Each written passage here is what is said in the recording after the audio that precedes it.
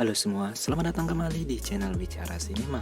Nah, kali ini saya akan merecap sebuah alur cerita dari film Wintersbone, yang dimana film ini bercerita tentang seorang anak muda yang bernama Ray, dimana Ray adalah seorang piatu yang menjadi tulang punggung keluarganya, dimana ia harus menghadapi kenyataan bahwa ayahnya adalah seorang pembuat narkoba.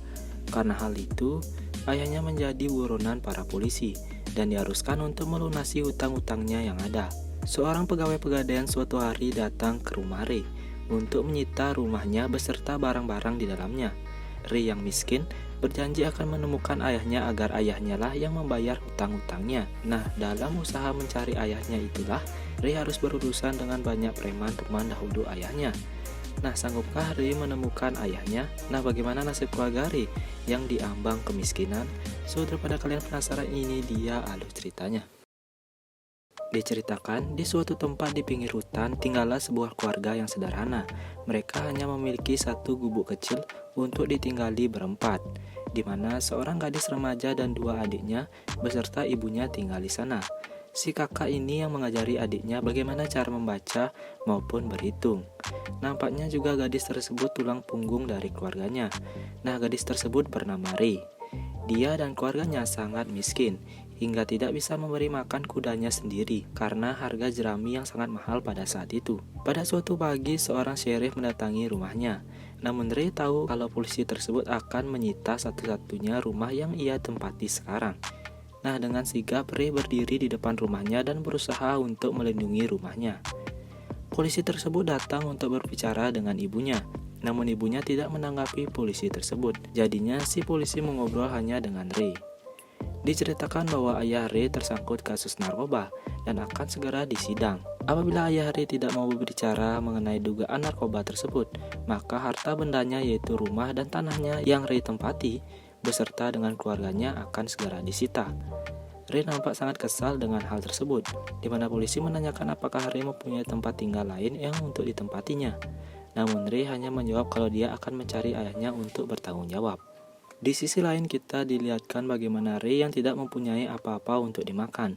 Untungnya Sonya yang merupakan tetangganya mau berbaik hati untuk memberikannya makanan. Paginya Ray ke tempat temannya untuk meminjamkan sebuah truk kepadanya. Dia curhat mengenai ayahnya dan pengadilan serta rumah yang akan segera disitanya. Truk tersebut akan digunakannya untuk mencari ayahnya. Namun suami temannya itu tidak mengizinkannya untuk meminjam truknya. Alhasil dia pun lalu ke tempat lainnya untuk meminjamkan sebuah kendaraan. Di tempat tersebut ada saudara ayahnya yang bernama Teardrop. Teardrop bilang lebih baik Ray tidak mencari ayahnya karena sangat berbahaya dan terus mewanti-wanti Ray agar tetap diam di rumah saja. Sepertinya Ray tidak ingin mendengarkan perkataan pamannya yang membuat pamannya menjadi sangat marah. Melihat pamannya sangat marah, ia pun terkejut dan segera untuk melanjutkan perjalanannya menuju pulang. Saat akan pulang, Victoria yang merupakan bibinya memberikan sejumlah uang kepada Ray. Ray lalu pergi ke sebuah rumah. Di sana ada seorang gadis yang sepertinya seumuran dengannya.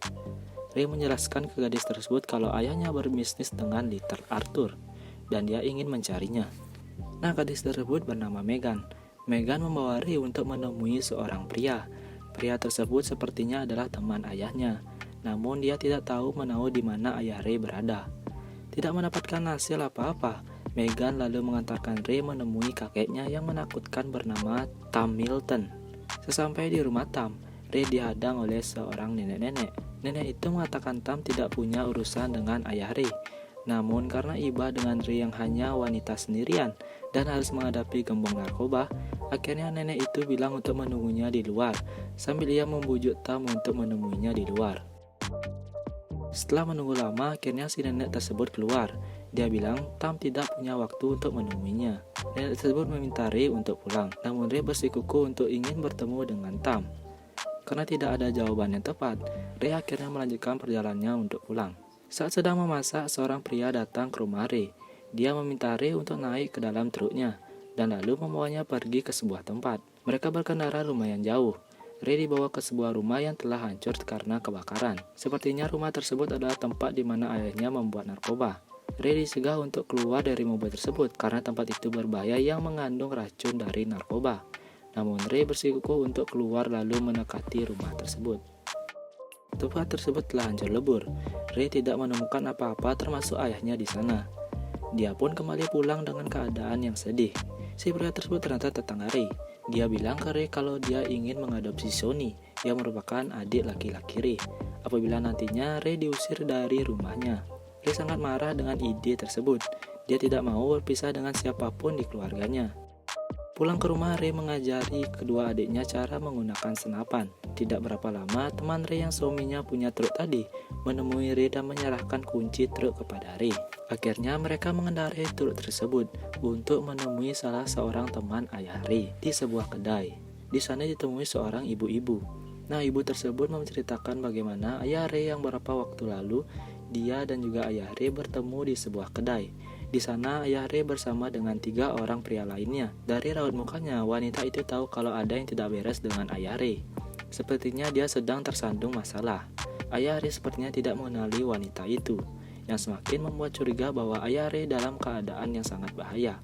Dari penjelasan ibu itu, Ray tidak menemukan jalan keluar dari permasalahannya. Ia pun kembali melanjutkan pulang ke rumahnya. Keesokan harinya, Ray masih mengajari adik-adiknya untuk berburu. Lalu saat Ray sedang memotong kayu, Teardrop datang dan mengabarkan kalau mobil ayahnya ditemukan di dekat sebuah danau. Namun tidak ada jejak dari ayahnya. Pamannya tersebut lalu memberikan uang kepada Ray. Hari-hari berlalu tanpa ada berita mengenai keberadaan ayahnya. Ray sangat sedih apabila dia harus menjual hutannya untuk bertahan hidup, seperti yang disarankan oleh pamannya kemarin. Dia sangat sedih sambil menatapi tanahnya. Suatu pagi ada seorang pria dengan mobil sedan bagus datang ke tempat kediaman Ray. Dia adalah orang pegadaian yang mau menyita rumah Ray karena ayahnya yang buronan. Ray tidak mau dan bilang kalau ayahnya sudah mati entah di mana. Si pria tersebut menegaskan Ray bahwa harus membuktikan ayahnya jika benar-benar sudah mati, agar tanahnya tidak bisa jadi disita. Dia hanya diberi waktu 1 minggu oleh laki tersebut untuk membuktikan kebenarannya. Dengan berani akhirnya Ray pergi ke sebuah pelelangan yang mana dia menemui Tom Milton. Namun Milton berpura-pura tidak mendengarnya. Ray langsung menuju ke rumah Tom Milton. Baru sampai di pintu, dia dihadang oleh nenek itu dan kedua temannya. Ray lalu dipukuli di dalam sebuah gudang. Tak berapa lama, Tom Milton pun datang. Tom meminta Ray untuk menceritakan apa yang ia perlukan. Ray menceritakan kondisinya sekarang, yang ingin mencari sebuah kebenaran keberadaan ayahnya untuk melunasi utang yang ia perbuat. Selesai mendengar cerita Ray, Tom hanya pergi tanpa memikirkan Ray. Begitu Tom pergi, Teardrop datang ke gudang tersebut. Dia sangat marah mengetahui Ray yang dipukuli. Tom pun akhirnya datang lagi menemui Ray. Untuk menghindari kontroversi antara mereka berdua, Teardrop datang hanya untuk membawa Ray pulang. Teardrop hanya berpesan pada Ray kalau dia yang akan bertanggung jawab pada hidupnya mulai sekarang. Teardrop tidak tahu siapa yang membunuh adiknya, dan Teardrop juga tidak mau tahu siapa orang tersebut. Ray akhirnya dibawa pulang dan dirawat oleh sahabatnya. Pagi harinya Ray berbincang dengan sahabatnya. Ray bilang dia mulai memikirkan tawaran tetangganya untuk mengadopsi Sony dan meminta Teardrop untuk merawat Ashley yang merupakan adik perempuannya. Ray sepertinya tidak memiliki hal lain untuk dapat merawat mereka lagi. Ray mencoba mencari uang dengan melamar menjadi tentara. Setiap orang yang ingin melamar menjadi tentara akan mendapatkan uang sebesar $40.000. Namun mereka harus mengabdi selama paling tidak 5 tahun. Namun Ray tidak bisa mendaftar menjadi tentara apabila ia tidak mendapatkan izin dari kedua orang tuanya. Terlebih tentara yang mewawancarainya tahu kalau Ray adalah tulang punggung untuk keluarganya, sehingga dia tidak bisa mengabdi untuk negara karena kedua adiknya tidak ada yang merawatnya. Ray sangat sedih dan tidak tahu lagi harus berbuat apa. Malam harinya Teardrop membawanya ke sebuah pub. Mereka mulai mencari jejak-jejak keberadaan ayahnya dengan bertanya kepada orang-orang terdekat ayahnya. Namun hasilnya tetap nihil. Mereka lalu pergi ke sebuah pemakaman. Namun tetap saja ayahnya tidak ada. Begitu mau pulang, seorang polisi menghentikan mobil Teardrop. Polisi tersebut mengenali Teardrop dan memintanya keluar dari mobil tersebut. Namun Teardrop tidak mau dan mengancam akan menggunakan senapan yang dibawanya. Polisi tersebut yang tahu reputasi Teardrop sebagai preman memilih untuk mengalah dan membiarkannya pergi. Paginya Ray mulai membuang semua barang-barang yang berkaitan dengan ayahnya. Banyak kenangan dalam benda-benda tersebut dan Ray ingin melupakannya. Musim dingin tiba, 2 orang wanita mendatangi rumah Ray. Mereka berkata akan membawa Ray ke makam ayahnya. Mereka tahu di mana ayahnya dikuburkan. Dan akhirnya mereka tiba ke sebuah padang yang sepi. Ray digiring sampai ke sebuah danau. Dia dibawa menggunakan sampan kecil ke tengah danau. Si wanita itu bilang kalau jenazah ayah Ray ada di bawah danau dan memintanya untuk memasukkan tangannya ke dalam air untuk merasakan tulang-tulang dari ayahnya. Setelah memasukkan tangannya ke air tersebut, Ray merasakan tulang belulang dari ayahnya. Di sana dia mulai menangis dan mencoba mengangkat jenazah ayahnya. Namun jenazah ayahnya tersangkut oleh semak belukar yang ada di danau tersebut. Si wanita meminta Ray untuk memotong saja tangan ayahnya dengan gergaji untuk dijadikan bukti kalau ayahnya telah meninggal. Namun Ray tidak mau memotong tangan ayahnya. Tahu kalau Ray tidak tega, akhirnya wanita tersebut yang memotongnya. Ray nampak begitu linglung saat satu persatu tubuh ayahnya yang telah terpotong diangkat ke sampan. Pagi harinya Ray pergi ke kantor polisi untuk menyerahkan bukti potongan tangan ayahnya. Tidak berapa lama, ada seseorang dari pegawai datang ke tempat rumah Ray. Dia menyerahkan uang kepada Ray. Pria tersebut berkata seseorang datang ke tempatnya untuk melunasi utang ayah Ray karena telah tahu ayah Ray yang telah meninggal. Orang yang melunasi utang tersebut tidak menyebutkan siapa dirinya.